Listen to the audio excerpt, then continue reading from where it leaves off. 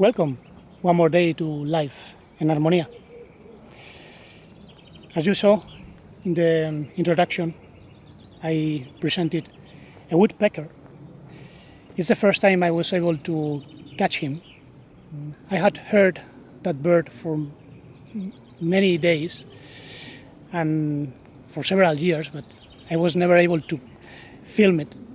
And this time I could pinpoint the exact spot where he was. It was difficult to film because the bird was jumping from one branch to another. He was trying different sides of the tree, obviously finding a new home for the spring, even though that place in particular was not too good. There was a road nearby where cars pass by, and this is the problem of our civilization. It's very noisy, very dirty, and this is stagnating all the energies of life. So in this video I would like to unveil a very important way of understanding how to make energy flow and increase our immunity, our process of healing, and also the way we experience fullness. All has to do with how the universal energy flows through us.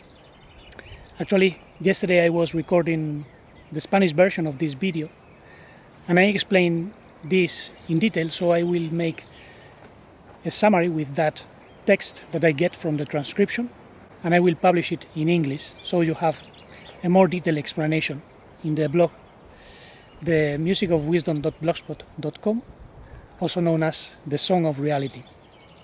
And I would like to explain this also as a way of opening a new section in my course, in my teaching, en Armonía, because I will be showing different ways of moving the body and using the body to be more attuned to the frequency of nature. As a musician composer, I learned a lot from listening and watching, learning from all vibrations, especially the birds, because from them I not only learn singing or armonías, but also how to use the currents of energy to align ourselves and grow or have a feedback, a boost of energy. Actually, right now I'm noticing a falcon or an eagle. It might be a falcon because it's not too large. You can notice it's moving using the currents without flapping, and we can learn a lot from that. If you notice, the animals instinctively use the natural flow of energy, following the points of lesser resistance, and they move in a particular way. This is why I learned many movements from the animals, even though my inspiration has been taking place since my childhood. I practiced martial arts when I was a kid, and later on, mostly Taekwondo, Korean karate. Later on, I introduced myself to Hatha Yoga, physical yoga, even Vinyasa Yoga, which is more dynamic. Then I experienced the movements designed by Mr. Gurdjieff, the master of dances, that taught the way of aligning ourselves by harmonizing mind, heart, and physical body. And the movements are a preparation for what he called sacred dances that are present in most ancient cultures. In ancient days, dance was a way of attuning humanity to the pulse of the earth, the cosmos. And all this has been mostly lost because in our society, dance is very mechanical, frantic, even stressful. It can seem releasing, but when you discharge energy in a certain way, then you suffer the yo-yo effect. You feel worn out. So it's not a question of bursting in energy. Energy has to flow from within and also from the outside towards the inside, because there are ways of introducing energy in ourselves. There are three main foods. The main food is the way we perceive our impressions of life. Listening to the birds, watching the trees, pinpointing the different forms, noticing the nuances in the colors. This is food for being, especially now in spring when everything is blooming. And we also introduce energy by means of conscious breathing, not force breathing. We don't have to breathe deeply, as some people say. Breathe deeply to relax. Well, it depends, because deep breathing can be very subtle. The most important movement in breathing is to direct the air to the base of the lungs. The belly will expand first, but it comes a point in which breathing becomes almost still. And you can introduce more oxygen into the cells by that way of breathing. If you are interested in that, I recommend you to check the Buteiko method. I learned that many years ago, and it helped me to understand better why certain ways of meditation and yoga don't need a deep breath to introduce more energy into the body. It's not the amount, but the quality of the energy you are introducing, and also the direction, the focus, the purpose. Everything is playing an important role, making us aware of how different aspects are in harmonia. And when we become aware of the body, the physical body, then we can also become aware of our energy body, the chi, the ki, the universal energy, which is pulsating. It's never static. It's like a wave or an imbrication of toroidal fields that can be felt. And this is something very well explored in Qigong or Qigong, an art that I have been exploring since the last year mostly. Because in the beginning it was just to heal an injury in my left knee, and also to realign myself with a more dynamic way of moving. Because I left martial arts, I no longer practice them, nor any type of sport. I play basketball for many years, and I injured both of my knees. And I don't feel the need to focus just on yoga. So I'm incorporating everything I've learned. I'm watching the animals, trees, and developing my own way of moving. And I even taught several movements to different people to heal different ailments. I'm introducing this new facet in my course in Harmonia. And I hope that in the future I will be able to have a place or a more dynamic location to teach all this in presence. Right now I am conducting several sessions of orientation, therapy, soul therapy, but mostly through the internet, just as the courses. I contact with the person via Zoom. Sometimes certain people came to my house, or I went to my sister's house, and there we perform some meditation or inner study. And it's different, the energy, when you are in the presence of someone, because there is a different flow. So I would like to make all this more presential. And I'm just spending the last days in this environment. I will move for now to another place temporarily, but I will have to find a stable location to develop this project in a different scale. And I will be informing you about all this, obviously. This channel is precisely to keep you updated and release the insights that come to me gradually. If you are interested in the courses, you have a web down below. It's bilingual, so you can click in the automatic translator. The blog is also in 2 languages, Spanish and English. It's been running since 2008. I opened it in Ireland. And Ireland, by the way, is a good place in terms of energy.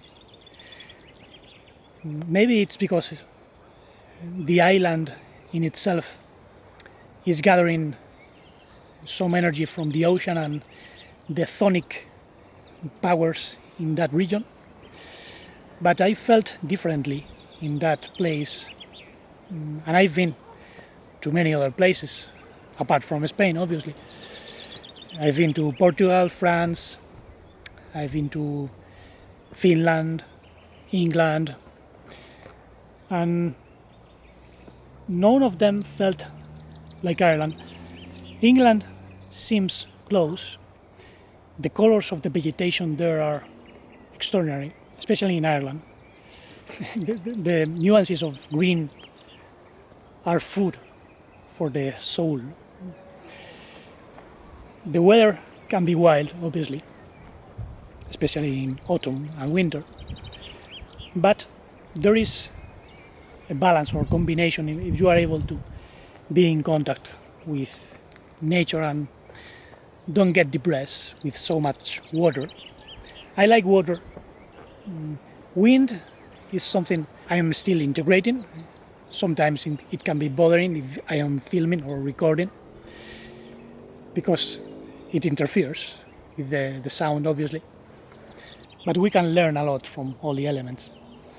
Now, the main purpose of this video is to make you aware there is a relation between the universal energy and healing, immunity.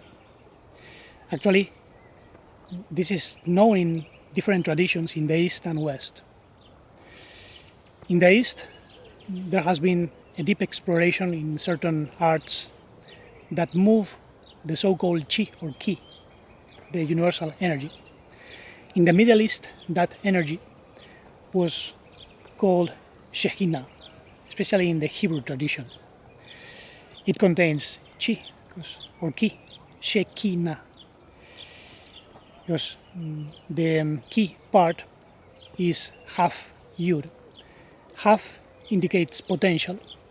It's a hand releasing energy, and the yud is the seed of life, the seed which is contained even in our physical body, in the live seed, both in males and females, and this can be transformed to generate an energy field that can become a vessel, a new body, and this new body receives more subtle levels of energy.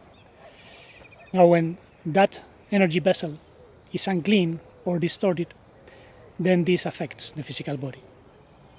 So we have to know how to clean the vessels that contain universal energy, so that energy does not become Nahash, the serpent. The serpent is a toxic energy that bites in the physical body, generating discomfort, passions, dark emotions, dark thoughts. There are even certain entities that feed on those negative energies. This is even in the Bible, I'm not making anything up. When the serpent is cursed to eat from the dust of Adam. Adam was made from the dust of Adamah, and Adamah was an astral land. So part of our configuration is astral, energetic. When we forget our astral nature, then we remain caught up in a physical constricted world. So we have to understand where we are living and why.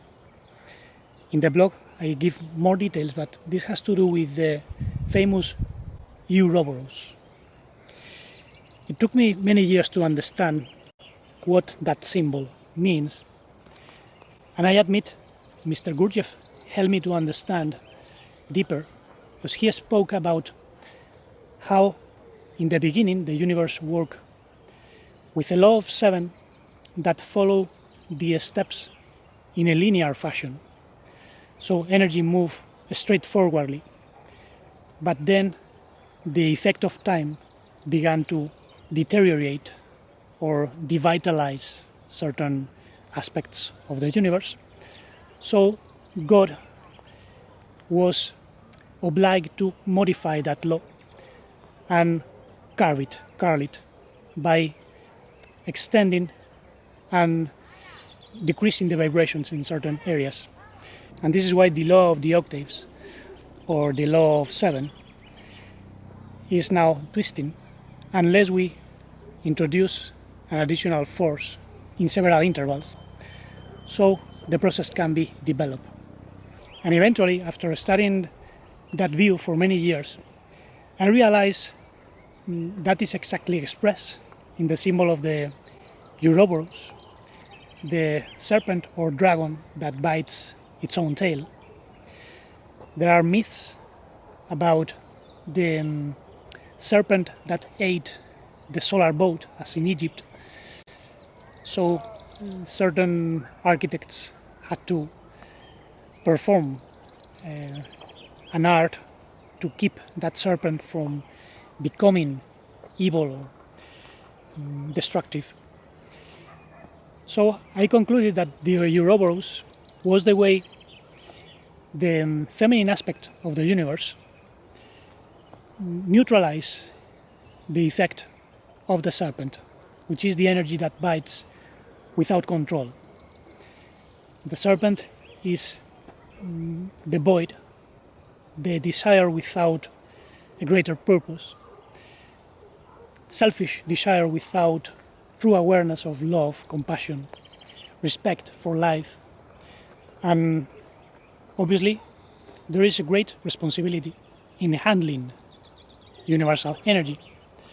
So when it gets stagnated, then it generates this serpent energy that must be neutralized in the same way certain architects neutralize by means of curling the process.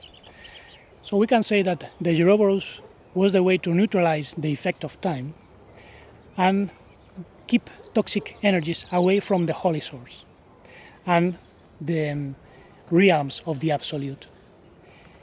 As it was said, in my father's house there are many mansions, and as the bells were tolling because certain beings were destroying the universe, then an immune system had to be generated, and the Ouroboros is a representation of that immune system, or at least is part of the way the universe keeps toxic energy away.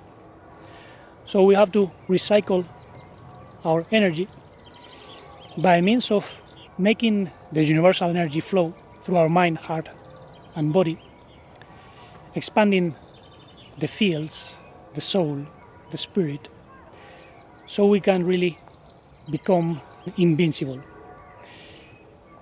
But this is not well understood in certain traditions because they remain half the way to the source, or the true source.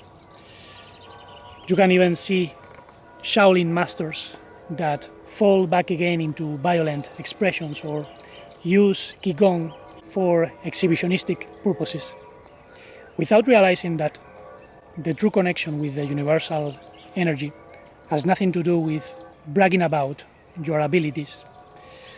The true masters of Qigong obviously use that art for healing. But I think there is something missing in the East.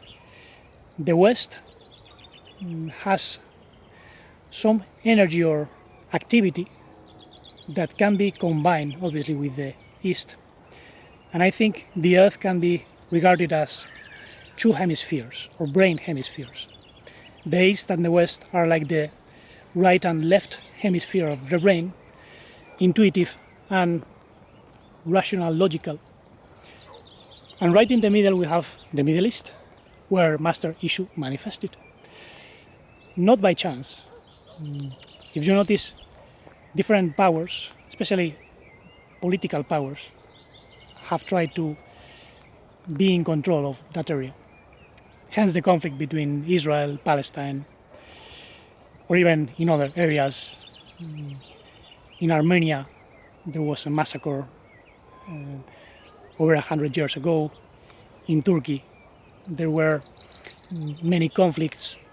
And if you notice, Turkey is a place where great masters brought certain wisdom.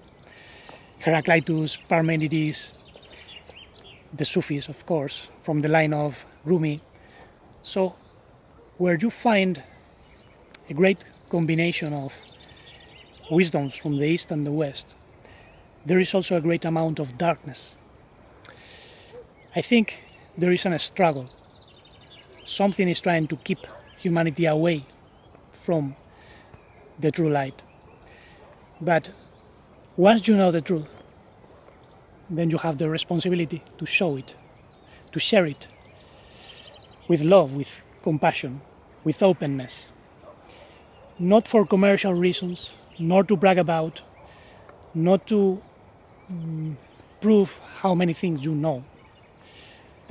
The world is going through a very difficult situation, and there is a responsibility for healing, especially if you have gone through something intense, as it was my case, and you feel the need to share it, and opening to a different way of living, not just of existing or depending on society. We have to find a way to collaborate with each other. And this is why it's important that you participate if you are following these teachings in this channel by means of comments or an email or by showing your viewpoint without speculation. It's important to go back to basics of sensation, feeling, harmonious thinking without theorizing too much. Follow the principles of lesser resistance, the logic of the universe. Find out why this universe is broken, why there are so many contradictions. Because it's not just part of the way humans live. There are more broken beings in the universe, obviously, but we as human beings that are awakening have a greater responsibility, for we are a microcosmos mirroring the whole cosmos. So we have everything inside. The key chi, Shekinah, must be respected. Even Paul said that the physical body is the temple for the Holy Spirit. And I was speaking about all this with one of my students, pupils, in the course in Harmonia. And I will publish it probably, the conversation, because we were speaking about Paul. And it can be interesting to shed light on what happened with the groups of Paul and why the teaching of the Master might have been distorted later on when those teachings were taken out of context. As in many places with many teachings. But anyway, I remind you, I will leave an article in the blog. Thank you very much for listening, and let's open ourselves to a more harmonious way of moving, feeling, thinking, so we can express the love without limits, life without obstruction, without fragmentation, integral conscience and deep, blissful serenity.